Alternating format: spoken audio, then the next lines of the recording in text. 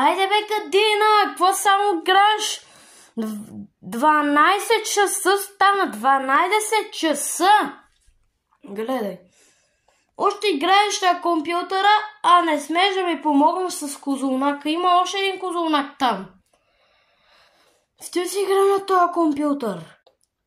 Айде по-бързо, че леля ти Поля след малко ще дойде. А ти дори още не си се и преоблякал.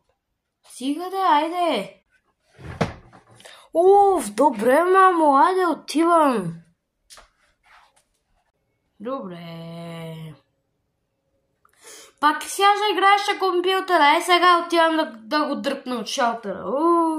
Разваляш ми празника. Ей сега отивам. Ей сега и теб ме сваля от шалтера.